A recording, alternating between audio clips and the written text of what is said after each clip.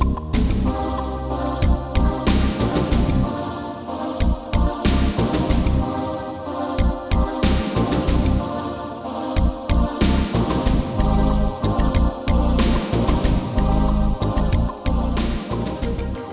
téléspectateurs, bonjour et bienvenue. Bonjour Henri. Bonjour Lydie. Lors de la dernière émission, tu nous as amenés sur les traces des vieux manuscrits bibliques découverts en 1947 près de la mer Morte, dans les grottes de Qumran. Ces manuscrits étaient de 1000 ans plus anciens que tous les manuscrits qu'on avait jusqu'alors, donc la comparaison est des plus intéressantes. Oui, et en résumé, dès le départ, on peut donc dire que quand on a comparé ces manuscrits avec 1000 ans de différence dans leurs origines, que l'on n'a pas trouvé de différences qui ont altéré le texte tel qu'on le connaissait. Les petites différences que l'on a observées sont intéressantes, mais c'est plutôt pour des spécialistes, et ça sort du cadre de nos émissions. Pour revenir donc à notre sujet, comment ces manuscrits de la mer Morte sont-ils retrouvés dans ces grottes ? On ne le sait pas avec exactitude. L'hypothèse la plus courante, et qui est celle qui a prévalu pendant 30 ou 40 ans, dit que les manuscrits provenaient d'une communauté juive appelée les Esséniens, qui se seraient retirés dans ces habitations-là de Qumran, dont on a aujourd'hui les ruines, et cela à partir des années 150 avant Jésus-Christ, jusque vers la fin des années 60 après Jésus-Christ. Plus récemment, quelques archéologues juifs ont prétendu, et avec des arguments, je pense, assez défendables, que pas tous les manuscrits que l'on a découverts autour de la mer Morte ne pouvaient provenir de Qumran même, et qu'un bon nombre de ces manuscrits proviennent probablement du temple de Jérusalem et d'un nombre de synagogues en Judée et autour de Jérusalem, des manuscrits qui, lorsque les armées romaines sont venues à Jérusalem pour l'attaquer dans les années 68, ont été sauvés et mis en réserve en attendant de venir les reprendre après, un peu comme lors de grandes guerres, quand des musées mettent leurs trésors dans des caves ou les mettent à l'abri. Ce qui est intéressant, c'est que tous les manuscrits que l'on a trouvés, quelle que soit leur provenance d'ailleurs, Jérusalem, la Judée ou Qumran même, quoi qu'il en soit, tous ont été cachés là vers les années 68 de notre ère. Et ce sont tous des écrits juifs avec en partie des textes bibliques, un quart des documents que l'on trouve, trois quarts sont des documents qui sont, je dirais, des documents théologiques, des commentaires bibliques, des idées, comment il faudrait vivre comme les Esséniens, par exemple. Donc pour notre émission, nous allons plutôt opter pour la théorie la plus courante et la mieux documentée sur nous, donc celle qui dit que les manuscrits ont été découverts à Qumran. On va partir de là pour le montage. Voilà, tout à fait. Place aux images. Si le site de Qumran semble avoir connu une occupation dès le 7e siècle avant Jésus-Christ, c'est pourtant l'occupation qui débute au 2e siècle avant Jésus-Christ qui nous intéresse. C'est le moment où des Juifs pieux se retirent à Qumran et commencent une vie communautaire. Ils ont décidé de se séparer des aspirations mondaines de la population de Jérusalem. Il semblait bien que l'activité essentielle des membres consistait en l'étude et la retranscription de textes sacrés et de commentaires sur les écrits bibliques. Aussi, les textes étaient-ils recopiés avec un soin méticuleux. On a retrouvé à Qumran 4 encriers avec à l'intérieur de l'encre séchée faite de suie et de gomme arabique. Mais que s'est-il passé au juste ici ? En l'an 66, les Juifs de Jérusalem se révoltent contre l'occupant romain et font battre en retraite une des légions romaines. Mais 2 ans plus tard, une armée punitive va reprendre le dessus et détruire Jérusalem en l'an 70. Les légionnaires parcourent alors tout le pays à la poursuite des résistants juifs, les Zélotes. Et pour aller vers Masada, ils passent obligatoirement devant Qumran. Les habitants, probablement conscients du danger, utilisent les grottes avoisinantes pour cacher leurs livres vénérés.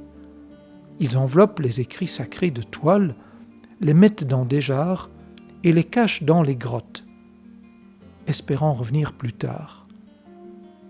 Mais ils ne revinrent jamais. Les écrits sacrés, eux, restent là, insoupçonnés des hommes, comme protégés par Dieu, comme gardés en réserve pour des temps éloignés où les hommes modernes en auraient besoin pour leur foi. Jusqu'en 1947, où ils furent retrouvés comme par hasard par un jeune bédouin. Après la découverte des premiers rouleaux de manuscrits, les falaises avoisinantes sont explorées par les archéologues et les bédouins afin de trouver d'autres grottes. Et les résultats ne manquent pas. 11 grottes au total vont livrer leurs trésors. Elles seront ensuite, pour la science, numérotées de 1 à 11. Mais surtout, dans toutes ces grottes, il y avait d'autres manuscrits, certains entiers, d'autres fragmentaires. Une masse impressionnante provenant d'au moins 400 rouleaux à l'origine. Un champ d'étude des plus vastes pour les savants, mais aussi un travail d'assemblage des fragments, car parfois les Bédouins, devant le prix offert au centimètre carré de manuscrits, déchiraient les manuscrits en plus petits morceaux afin de gagner davantage. Les grands noms de l'époque sont le professeur Éléazar Soukenik, le père Roland Deveau, Joseph Milik et Jean Starkey et bien d'autres.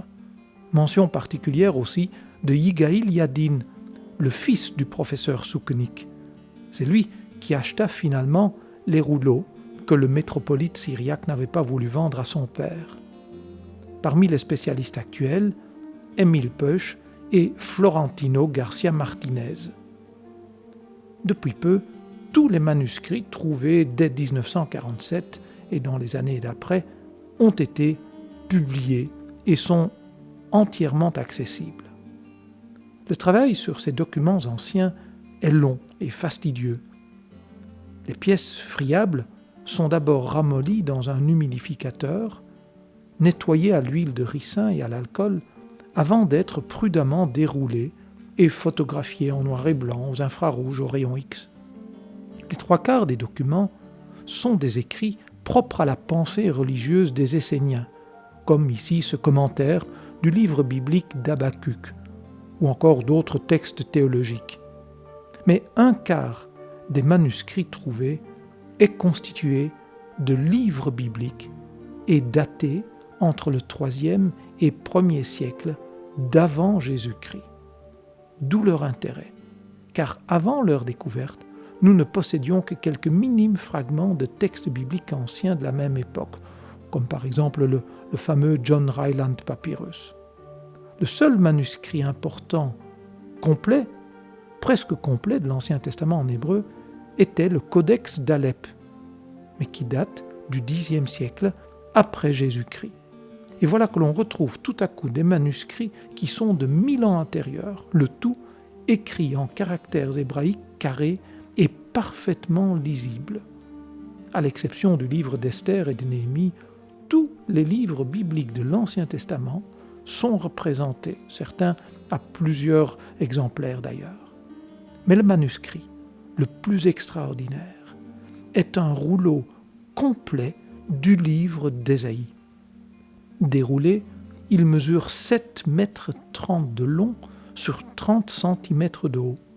Il est composé de 30 bandes de cuir soigneusement cousues les unes aux autres.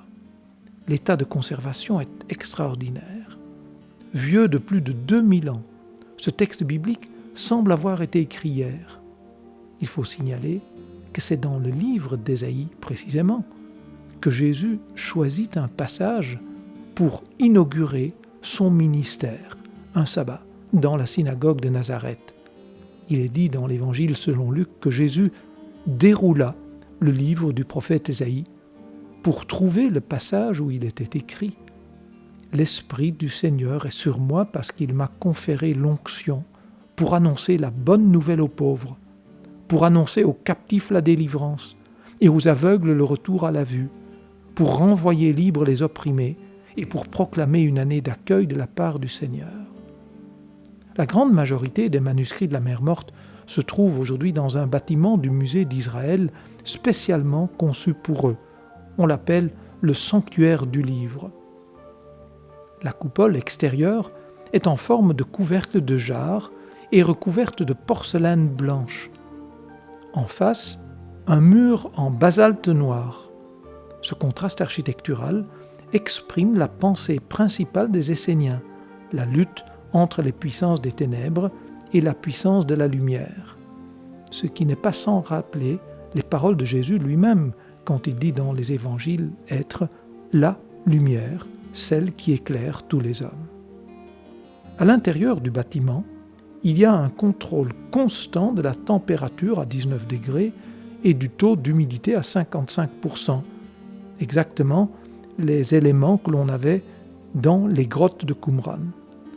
Ceci est fait afin de préserver les manuscrits le plus longtemps possible dans leurs conditions d'origine. Au centre du sanctuaire du livre, il y a le dôme. De 26 mètres à la base, il s'achève sur une ouverture de 2 mètres qui laisse pénétrer la lumière du ciel, tout un symbole. Sur un tambour en forme de poignée de Torah s'enroule aujourd'hui un fac-similé du livre d'Ésaïe. Le précieux parchemin est conservé en lieu sûr. 54 colonnes du précieux texte biblique conservé pendant 2000 ans dans une jarre d'argile, une jarre de terre cuite.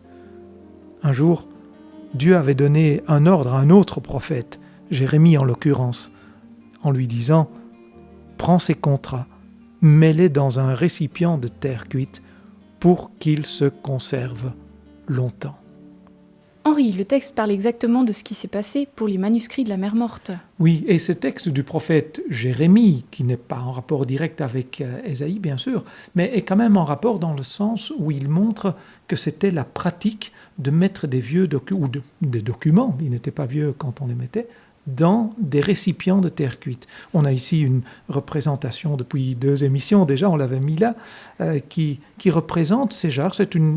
Les formes sont exactement celles-là. Hein. On en a trouvé 8 C'est intactes. la taille qui est plus petite. La taille est plus petite, oui, parce que, comme les images l'ont montré, la réalité, c'est à peu près 60 cm de haut, ces jarres. Et à l'intérieur, donc, on mettait les manuscrits qui, comme les images réelles l'ont montré, étaient quand même un peu attaqués par l'humidité. Hein, c'est pour ça qu'elles ne sont pas entièrement droites comme elles avaient dû l'être à l'origine. Et puis, donc, comme nous disions, toutes ces feuilles étaient reliées les unes aux autres. Hein, nos livres aujourd'hui sont reliés par la tranche, tandis que là, elles étaient les unes aux autres. Et puis, d'où la nécessité les fameux rouleaux de la mer Morte, comme on en parle. Mais l'important, donc, c'est bien que ces manuscrits que l'on a trouvés, en comparaison avec ceux que l'on avait jusqu'alors, n'avaient pas de différence autre que des détails intéressants pour les spécialistes, comme nous l'avons dit, mais le texte lui-même n'est pas changé fondamentalement. Et ça, c'était important à le voir prouvé scientifiquement. Comment cela a-t-il été possible ? Eh bien, nous verrons ça la semaine prochaine. Merci Henri pour ces explications. Volontiers. Merci à vous, chers téléspectateurs. Au revoir.